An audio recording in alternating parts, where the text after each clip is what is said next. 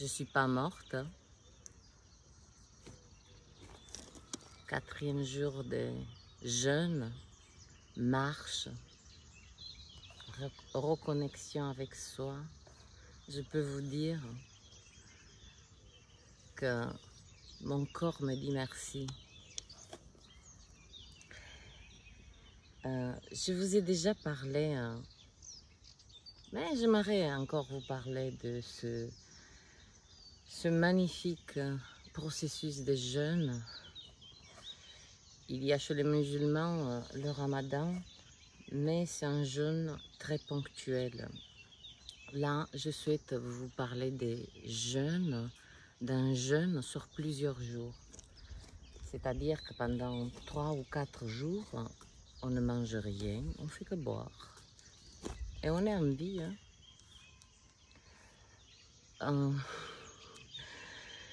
Lorsque j'ai parlé autour de moi, elle me dit « Oh là là, mais comment tu te sens?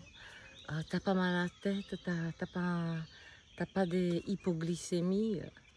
Non, non, non, non. Parce que c'est ma décision. Et lorsque on décide et on prend le contrôle de son corps, les choses ne se passent pas comme ça. Le jeûne, c'est l'arme fatale du monde contemporain. Pour la simple raison que du matin jusqu'au soir, nous ingérons 2 à 3 grammes de métaux lourds. Ouais, même à travers ça. J'ai fait analyser plusieurs types d'eau et j'étais stupéfaite. Bien sûr que j'ai payé de ma poche, mais je me suis fait mon kiff parce que je suis curieuse, je vais aller chercher mes infos. Donc 2 à 3 grammes de métaux lourds tous les jours. Il n'est pas étonnant que nous sommes aussi malades.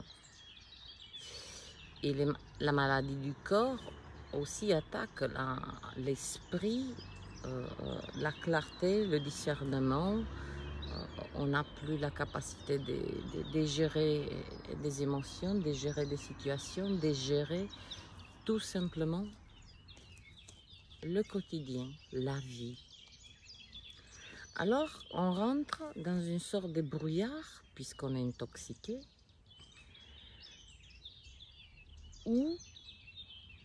et c'est là que j'ai compris pourquoi les êtres sont aussi négatifs, alors que ils ont un toit, ils ont de quoi manger, ils sont bien habillés, ils se permettent des services que peu des êtres ont accès, et ils sont, on dirait qu'ils sont en deuil. En deuil de quoi? J'en sais rien. Donc tout ce brouillard crée en fait et fait grandir cette polarité, cette ombre qui n'est plus équilibrée avec la lumière. Donc je reviens au jeûne. Lorsque cette intoxication du corps a lieu, et c'est... Ne cherchez pas à vous mentir à vous-même, de dire non mais moi je mange sainement. Là je vous parle de ce que nos ancêtres, alors que les scientifiques ils sont en train de les appeler l'homme involué. Mais l'homo sapiens, grâce à lui, il nous a laissé quand même les plus belles et les plus bénéfiques connaissances. Donc ces abrutis, comme les scientifiques, puisqu'ils n'avaient pas le cerveau autant développé que nous. Alors que nous, dans le monde moderne, on a un cerveau développé, mais pour faire que de la merde. Donc, pour moi, Je veux dire, si je dois choisir où, avec qui j'aimerais traîner, j'aimerais traîner quand même avec le Homo sapiens. Rappelez-vous qu'il mangeait lorsqu'il chassait. Il buvait lorsqu'il trouvait de l'eau. Ils avaient des corps, et d'ailleurs, grâce à eux, l'ADN, cet ADN nous a été transmis et nous l'avons détruit. On mange trop. On mange trop. Et même pas par faim. On mange parce qu'on va aller remplir les caddies et on ouvre le frigo et puis il y a de toute façon quelque chose. Donc d'abord vous mangez avec les yeux, vous donnez le signal au cerveau et vous êtes coincé.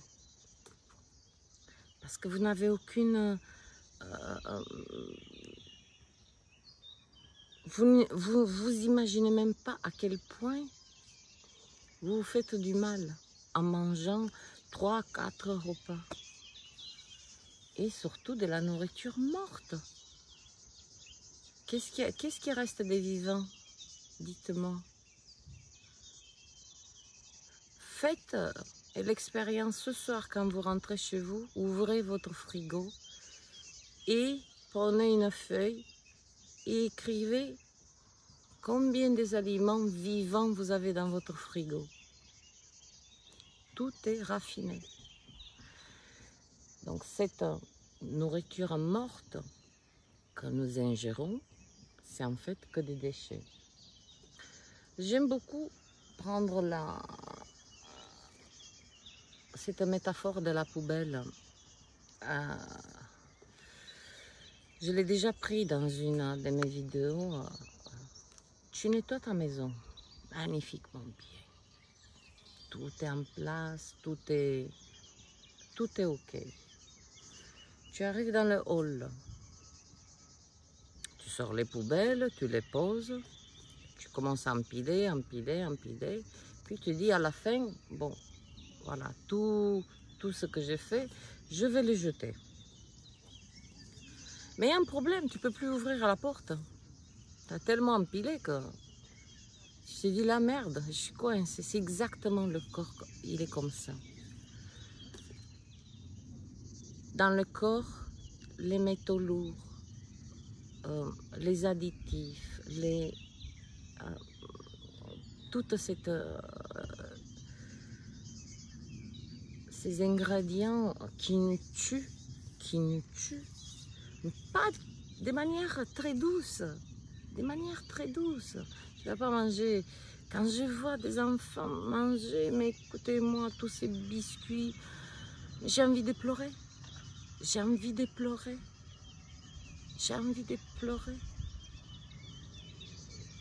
Regardez juste à n'importe qu'est-ce que vous avez.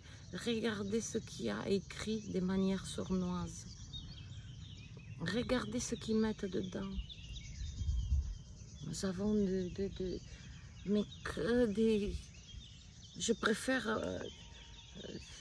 je préfère aller brouter l'herbe. Ah ouais, non mais clairement. Je vais vous dire une chose. Ça c'est un petit... si en cas de famine, ayez toujours un couteau. Cherchez un arbre, de préférence des pins, et enlevez la première, vous avez l'écorce, d'accord, qui est très dure pour protéger. Vous faites une entaille et à l'intérieur vous allez être étonné ce que vous allez trouver. C'est plein de protéines, c'est comme des lamelles très blanches et très succulentes. Et tu as des protéines, tu as tous les vitamines. Imaginez, le meilleur, c'est dans les arbres. Et nous, on mange ça. Donc voilà pourquoi je parle autant de jeûne, parce que non seulement au niveau physique, Au niveau physique, on protège notre santé, mais au niveau esprit, quand on est intoxiqué, on est agité, on est tout le temps dans la confusion, on est tout le temps, on prend des décisions, mais complètement ahurissantes. On a du mal à gérer, on fait tout à la va-vite. On n'a aucun sens d'orientation, d'organisation. Et puis tu te dis, ma vie c'est de la merde. Ah oui, mais commence par le gros chantier. Je suis étonnée que si peu des êtres souhaitent prendre soin véritablement d'eux. Alors qu'à la longueur des journées, je te souhaite la santé, je me souhaite être en bonne santé. Ah non, non, non, non, c'est pas qu'un souhait. Là, c'est de l'action, Joe. Il s'agit d'agir, d'agir. Voilà, 4e jour des jeûnes, uniquement de l'eau à la vôtre. Je suis pas morte, j'ai pas la tête qui tourne. Pour ceux qui ne, je le répète, pour ceux qui ne peuvent pas, qui ne se sentent pas prêts à faire un jeûne, essayez au moins d'espacer, voilà, de 12-14 heures vos repas. Comme ça, vous laissez un petit peu votre corps au repos. Comment vous voulez bien dormir, bien récupérer, vous régénérer? Et tout le temps, l'estomac il est en train de digérer. Le cerveau, il est hyperactif. Parce qu'il doit diriger les enzymes, les vitamines, tout. Le foie, je ne vous en parle même pas. Des jeunes à 14-15 ans ont des problèmes de foie. C'est normal? Est-ce que c'est normal? Non. Donc pour ceux qui ne peuvent pas faire du jeûne, faites des cures du charbon activé. Je ne vous parle pas du charbon de Belloc. Ça, c'est pour les désagréments intestinaux. Ça vire pas mal des bactéries non désirables parce que le charbon, c'est une éponge. C'est-à-dire qu'un comprimé de charbon, il a la capacité d'absorber sur presque 2 mètres carrés des déchets. Donc quand même, on a un bon truc. Tout le matin, vous prenez, voilà, vous vous levez. Et d'ailleurs, la première chose que vous au lever, vous devez boire de l'eau. La première chose, vous ouvrez vos yeux, l'eau. L'eau, ne serait-ce que de gorger. Vous prenez votre charbon et vous allez sentir, surtout pour ceux qui n'ont... Et vous allez le sentir, tester. Que la vésicule biliaire, elle va être activée. Vous allez beaucoup aux toilettes. Vous allez uriner énormément. Vous allez avoir des maux de tête parce que il faut savoir que le sang, il circule. Donc, toutes les toxines sont obligées de passer par le circuit. Tout le circuit. Jusqu'à le sang devient propre. Jeûnez.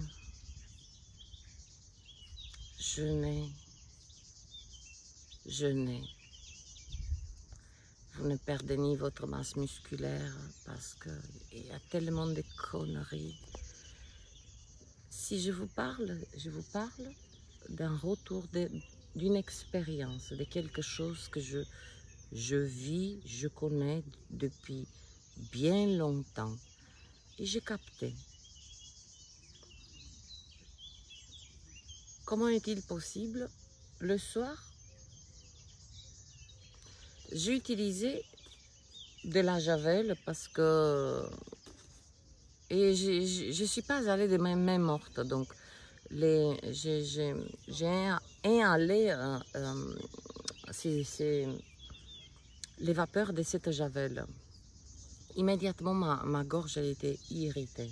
Mon premier instinct, mon premier réflexe a été de prendre un comprimé de charbon.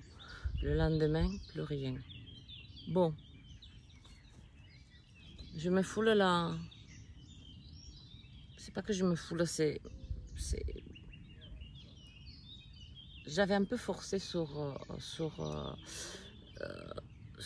une randonnée et je suis allée quand même sur 5 km, mais pente vraiment très...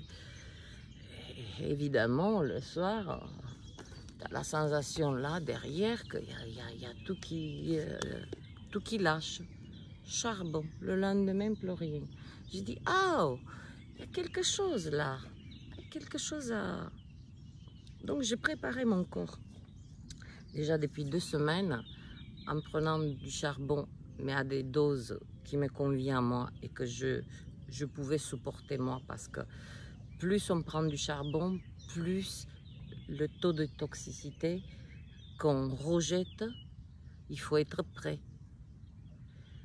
Et ensuite, on bascule sur le jeûne. C'est pour ça que ça se passe bien, parce qu'il y a une préparation psychologique de l'esprit, du corps. Et sachez-le, on a tout ce qu'il faut. On a des réserves. Je vais finir sur ça. La chose la plus terrible, paradoxale, complètement déglinguée de notre époque, cette magnifique époque, c'est que on est arrivé, et méditez là-dessus, on est arrivé à un point où on paye pour maigrir. Je répète, on paye pour maigrir. Avez-vous conscience de vos démarches? Pourquoi? Parce que c'est trop dur de travailler sur soi. Parce que c'est trop dur de ne pas rester affalé sur un canapé. Parce que c'est trop dur de prendre son corps et sa santé en main. Parce que c'est trop difficile de s'intéresser à ce que tu mets dans ta bouche. C'est trop difficile. Donc nous sommes arrivés à ça.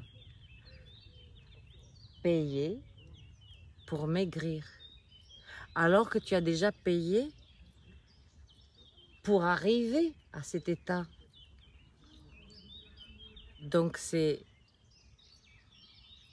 Moi, mon cerveau, il ne veut pas de cette information parce qu'il sait que c'est quelque chose de complètement...